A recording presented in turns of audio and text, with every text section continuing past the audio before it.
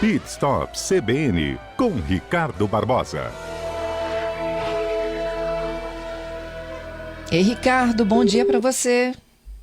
Oi, Ricardo, consegue nos ouvir? Tô na linha, tô aqui. Opa, estamos de volta aqui com muitas Tamo de perguntas dos volta. nossos ouvintes sobre seguro para veículos, Ricardo. Pois é, a gente tem que, antes de responder as perguntas do nosso ouvinte, dizer que o seguro do automóvel é muito importante, né? E entender que quando o carro dele está com seguro, ele está protegido, né? E ele vai trafegar de maneira mais tranquila pelas ruas. E, mesmo assim, alguns prejuízos não são cobertos pela seguradora, tem esse caso também. Então, nem tudo, Fernanda, você tem que abrir logo o aviso de sinistro. É muito importante você, logo no primeiro momento, você avaliar o dano dessa batida, né? E verificar se realmente aquele sinistro, aquela colisão, aquele serviço não vai ficar muito menor do que o valor da franquia. Então as pessoas às vezes amassam o carro, arranham um pouquinho na pilastra do prédio, alguma coisa assim, uma pequena colisão, e ele vai logo abrindo o aviso de sinistro. Dá uma passadinha na oficina, avalia quanto é a sua franquia. As franquias estão muito altas, viu, Fernanda? Então, mas mesmo assim é importante. Às vezes a franquia está lá 5, 6, 8 mil reais. É claro, de carro prêmio nós estamos falando em 15, 20 mil reais. Aí a pessoa, o serviço ficou em 2 mil, 3 mil.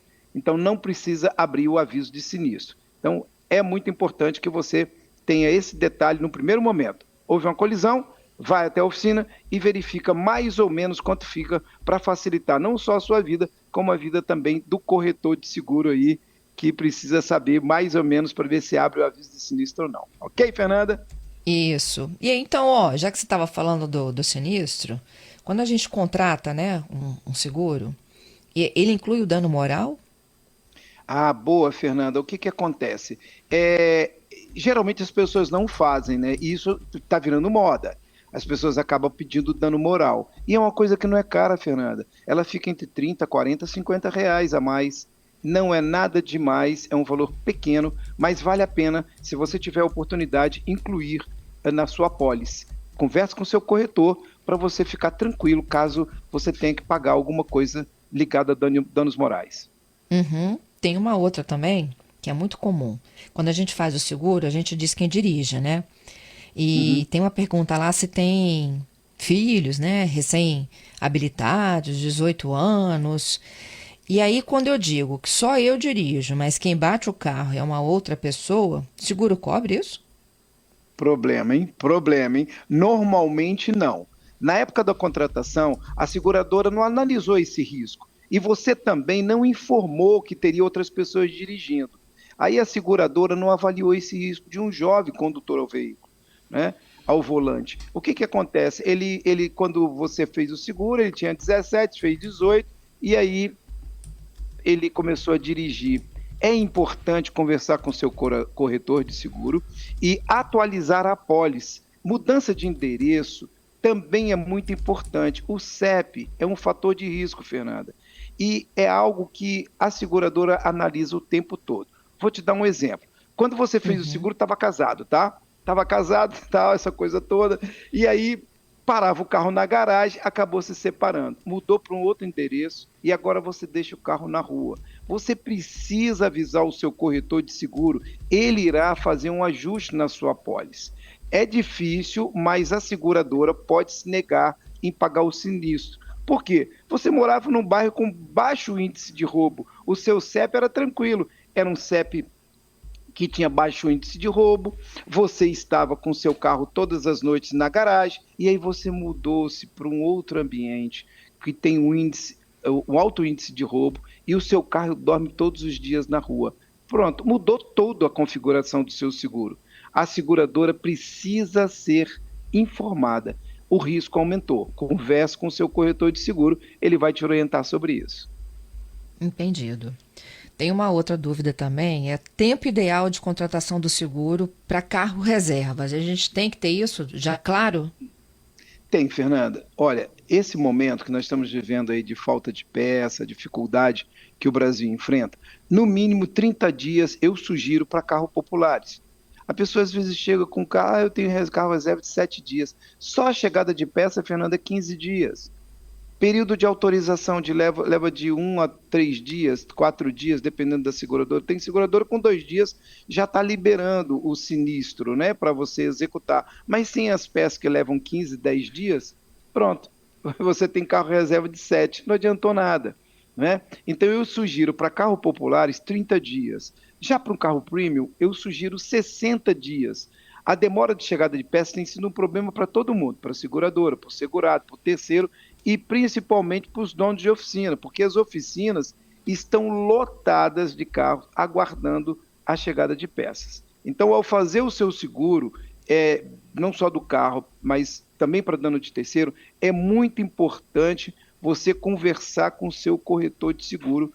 E eu sempre digo, faça seu seguro com o corretor, é mais seguro. Bom, e aí chega a pergunta do Renan. Ó, tem uma colega que a seguradora disse que não faria mais seguro para ela porque ela era uma cliente de alta periculosidade. Olha só, hein? Pois é, será que ela batia muito?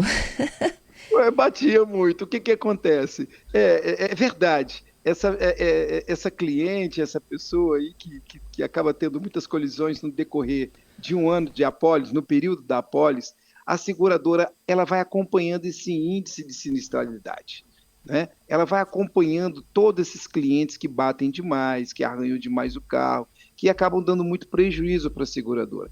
E vai ficar mais difícil para ele renovar o seu seguro nessa seguradora e em outras seguradoras tradicionais, que também podem recusar esse cliente. Eles acabam se comunicando através do CPF. Então, mas Ricardo, mas a seguradora não é para isso? Eu também concordo, a seguradora é para segurar o dano. Bateu, ela vai consertar e tudo certo. Mas ela vai vendo que essa pessoa tá batendo demais e vai vendo que não interessa muito mais esse tipo de cliente. É verdade, Renan, isso acontece mesmo. Ó, Giovanni, aqui em casa a gente ganha bônus porque a gente não bate e não tem multas, viu? É verdade. Olha, um cliente que não sofre colisão ao longo dos anos acaba ganhando, Giovanni, uma bonificação, como você ganhou a sua bonificação, e também desconto na renovação e isenção de franquia. Então, às vezes, você tem vários anos aí que está naquela seguradora, você não troca, ele acaba te dando uma isenção de franquia caso ocorra uma colisão. Ele acaba dando um desconto, até mesmo desconto em algum valor no ato quando você for pagar a sua franquia. Essas bonificações existem sim, se você for um bom cliente para a seguradora. Muito bom. Tenho outras aqui, o Douglas. Se baterem no meu carro, eu posso escolher a oficina, mesmo que não seja credenciada a seguradora ou da pessoa que bateu?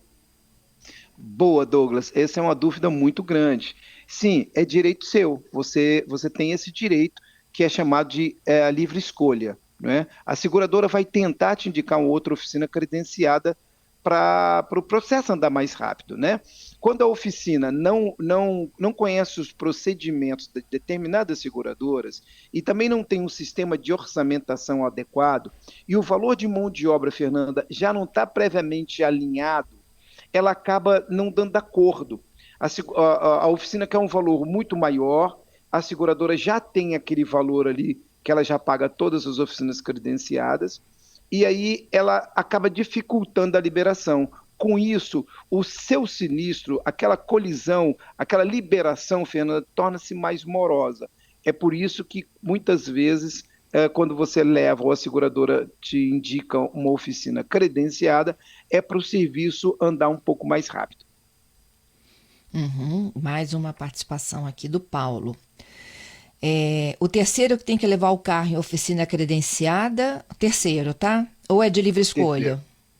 O terceiro também tem a livre escolha, né? Agora, na oficina credenciada, como eu já falei, o processo, Fernanda, vai andar sempre mais rápido. Então, Paulo, você sendo terceiro, você pode escolher a sua oficina, sabendo que se você escolher uma oficina lá do interior, uma oficina que mais difícil, ou num cantão assim mais complicado, a pessoa tem dificuldade de fazer o sistema de orçamentação de forma eletrônica, todo esse processo se torna mais moroso. Você às vezes precisa do carro, vale mais a pena você levar para um carro ou oficina credenciada, seu processo vai andar mais rápido, seu carro vai entrar, consertar, ficar pronto e você vai ter o seu carro novo andando de novo. E a última dúvida é a seguinte: quando eu sou vítima do acidente, a seguradora vai atrás do motorista causador? Boa. Em alguns casos, Fernanda, a seguradora, ela entra na justiça e vai atrás da pessoa que bateu. Não são todos os casos, né? Eu também não sei qual é o critério que ela utiliza, se é por valor, se é um determinado, até 2.000, 3.000, a seguradora não vai atrás, mas em alguns casos ela vai, ela solicita, ela até ganha.